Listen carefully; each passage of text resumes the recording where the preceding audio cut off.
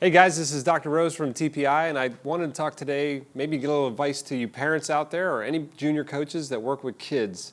You know, when you're working with kids, I think we always want to do what's best for our kids, but I always like to tell my parents that you really only have one chance to do this right. And what I mean by that is the things that you do when you're young with your kids will definitely impact how well they can play in the future. And if you have aspirations for your kids to be a professional golfer, you really need to pay attention to what's happening because you're trying to build an athlete for the future, not for right now. And if you look at what's happening, the trends on the PGA Tour, it's all about speed and power. In other words, the ball speed just keeps going up and up and up. If I look at the NCAA, the ball speed on the NCAA is actually higher than the PGA Tour averages. So we know what's coming is faster, and it just keeps getting faster and faster.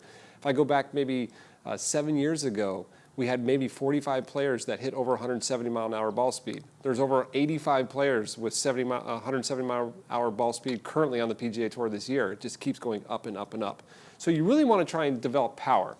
Now, why do you only have one chance to do this right? You know, one of the things that we've noticed that developing athletic skills, creating an athlete, creating that ballistic, explosive athlete is something that you can do really well when kids are young. If you take somebody who's older and try and develop this ballistic speed, it's very difficult, if not impossible. In other words, I don't want to say it, but the fountain of youth has blessed kids with the ability to develop speed and power better than us adults. You can always teach an old dog new tricks, but I don't think you can teach an old dog power. That's really, really important. Now, what's old? Believe it or not, you're not going to like this. 22 in my book is old. In other words, under 22 is where we can develop speed. Now, there are lots of reasons to this.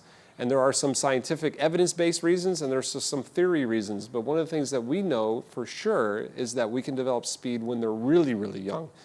And that's because when they're growing fast, we always say train fast. When you grow fast, when you go through a growth spurt, let's say during puberty or when you're 5, 6 years old, your bones tend to grow faster than your muscles. The muscles get put on tension. So think about it like archery.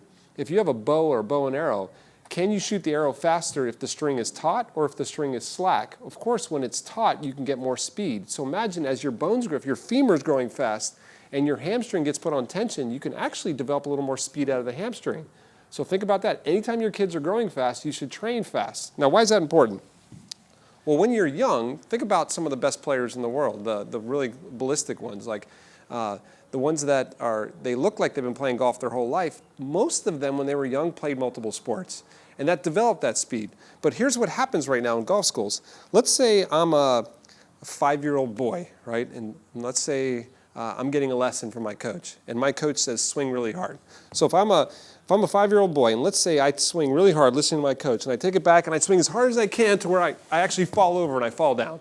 And think of it this way. Think of I swung so hard that the fairway is straight down this angle right here, but the ball actually went left and missed the fairway.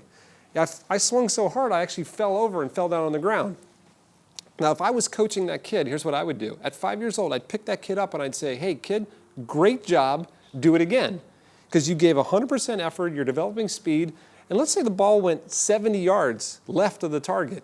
The fact that it went 70 yards, I'd be excited about because we're developing speed. Now, a lot of parents, a lot of coaches would say, wait a second, hey, the kid fell down. He didn't maintain his balance or his posture. He didn't hit it straight, and you're saying do it again. The reason I'm saying this, and this is what I say to parents, is I can always teach them how to hit it straight. Now is an opportunity. We call it a window of opportunity to teach speed. And I can guarantee you this. I can give your kid a lesson and teach them how to hit it straight, but I also promise you 2 things will happen. Number 1, he'll hit it straighter. The ball will go straighter. It'll be more under control. But number 2 is I guarantee you he'll swing slower. Most coaching, modern coaching, when you start to think of technique, it slows you down. If you work on hitting it straight all the time, you will usually be slower.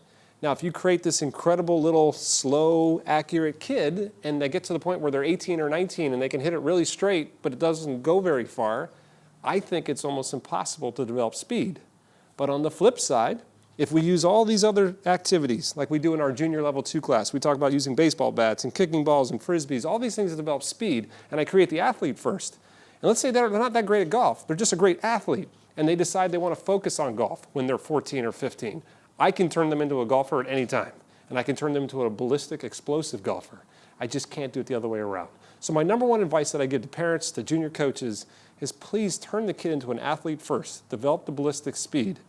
then focus on golf. It doesn't matter if they win the 10-year-old World Junior Championships. Nobody cares who won the 10-year-old championship.